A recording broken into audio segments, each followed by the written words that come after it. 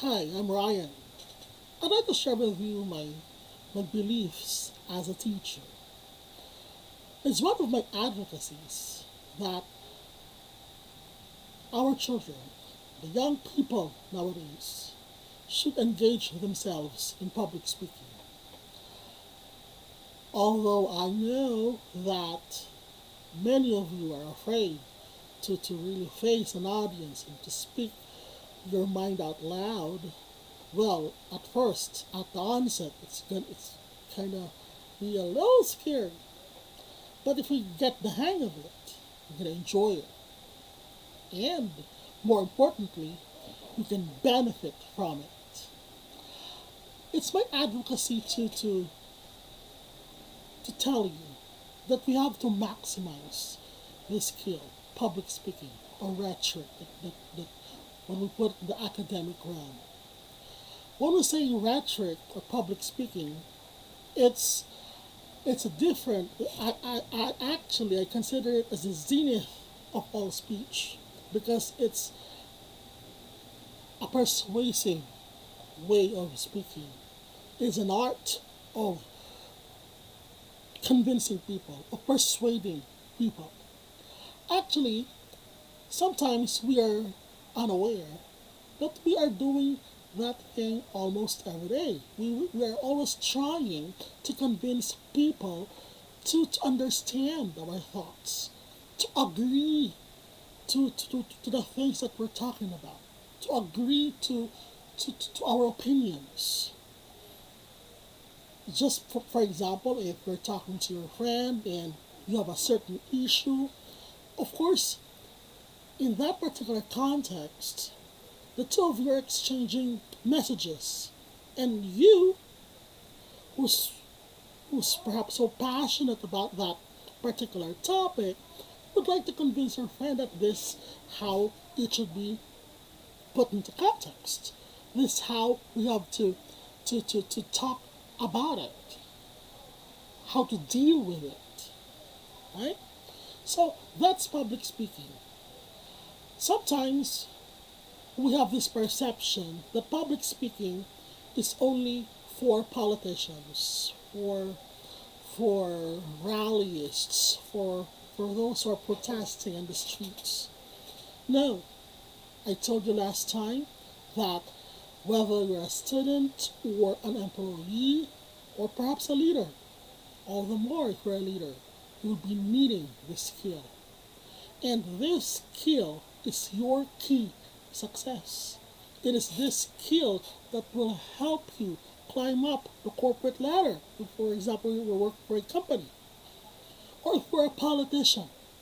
Remember, in order for people to vote for you, in order for them to actually cast their ballot in your favor, you have to convince them that you deserve their vote.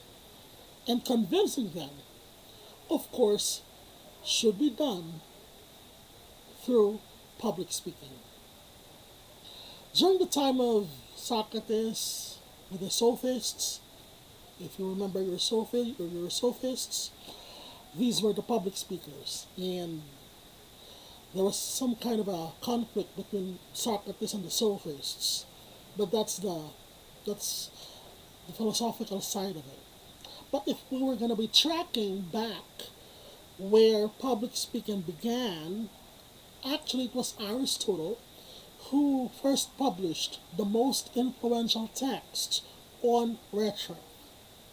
Then democracy came, public speaking gained its enormous popularity when democracy was established in Greece. And then it's so popular that it even reached the Islamic world during the Middle Ages. And to the extent that it reached the Atlantic world.